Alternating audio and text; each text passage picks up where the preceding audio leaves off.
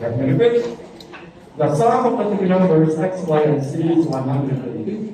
The number x is 3 times the number y. The number y is half of the number c. Find the value of c. Go.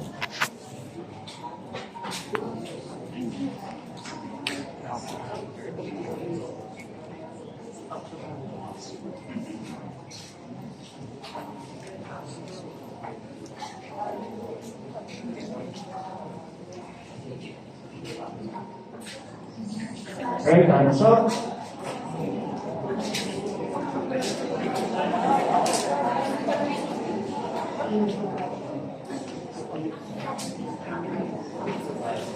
The correct answer is 62.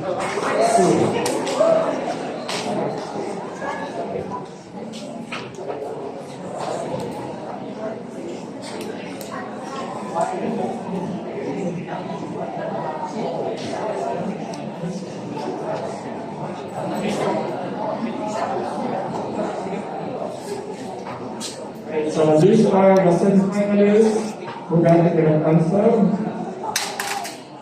Catalina, Bernardo, Sales, Shi,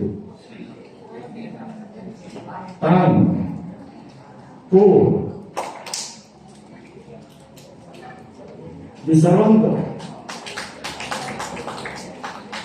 Rodriguez, Escultura, Ardiles, Aldo, Avanci, Torlista, and finally, Fernando.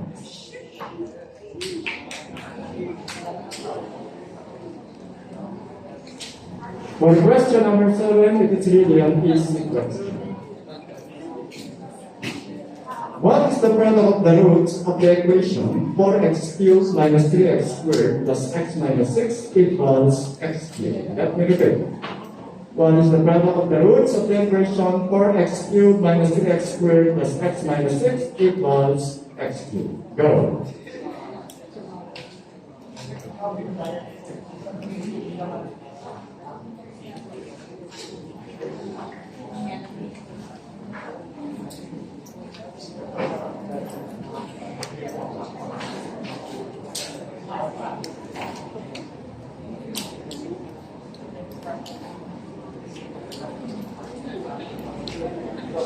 Okay, that's time's up. Time's up already. That is a very easy question, and of course, as expected, what is the product? That is simply the negative of negative 6 over 3, which is equal to 2.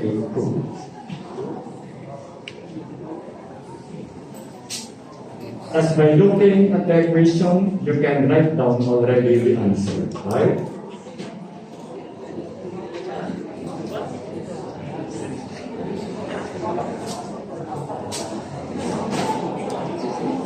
Everybody got it right. It's the easiest among the easy questions. Okay, let's proceed to question number 8. And this is number 8. How many rectangles are there in an 8x8 chessboard? Number 8. How many rectangles are there in an 8x8 chessboard?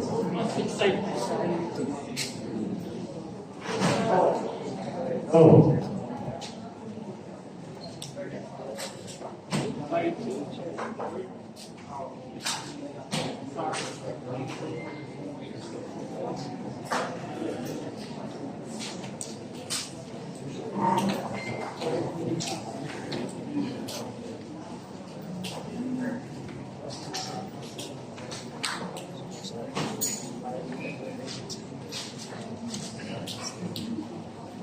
Answer.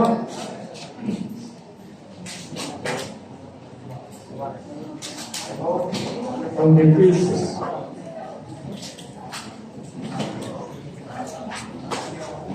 The correct answer is 1,296.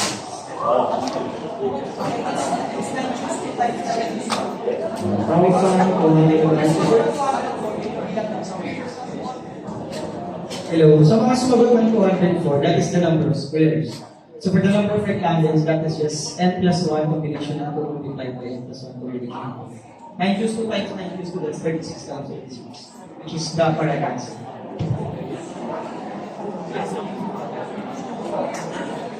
So if you're not counting very well, you can easily answer it.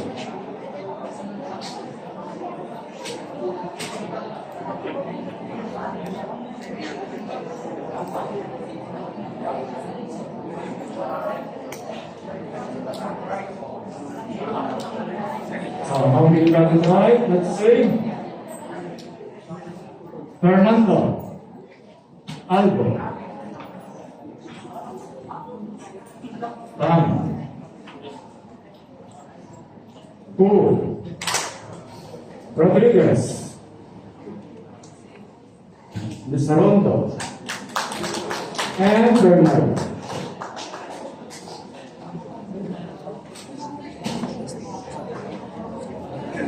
Now, for your ninth question, another easy question.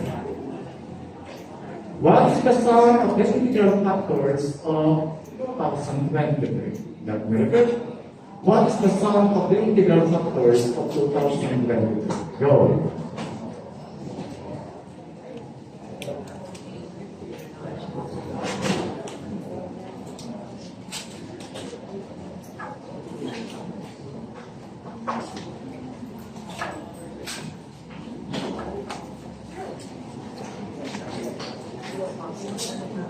Okay, time's up.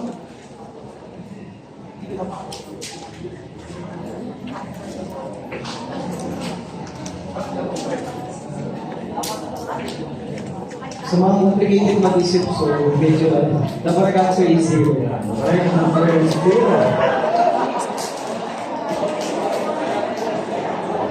Because the factors that we will consider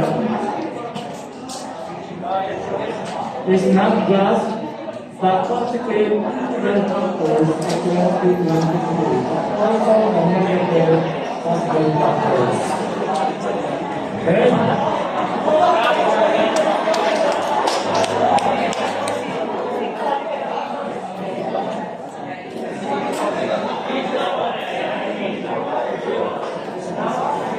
Not to specify that you are limited only to the positive integral factors. Okay, so who got the correct answer?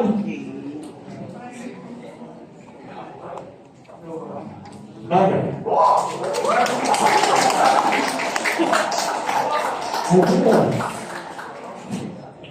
Fernando, Rodriguez, and Lisa Rondo.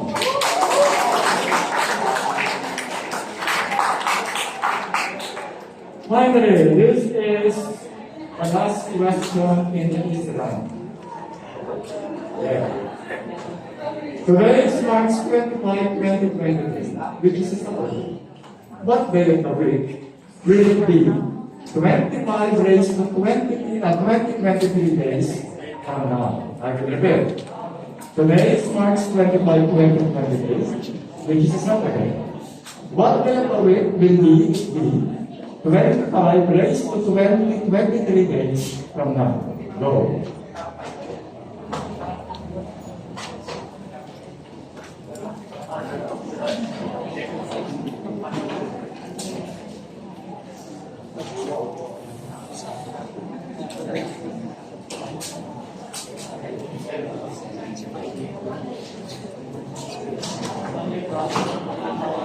It's up. So I discussed a very simple application of your congruence module. The correct answer is actually Wednesday.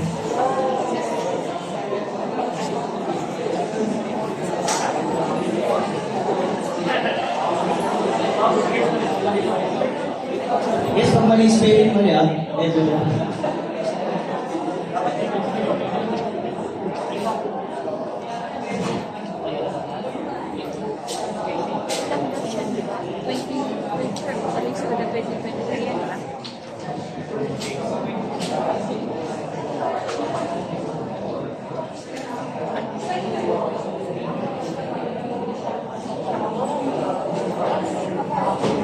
There is for this part, the semifinalists who got it right.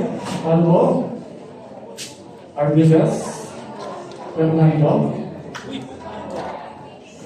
Isaranga, Rodriguez, Fu, Pam, Baga, Katerina, and finally, Fernando.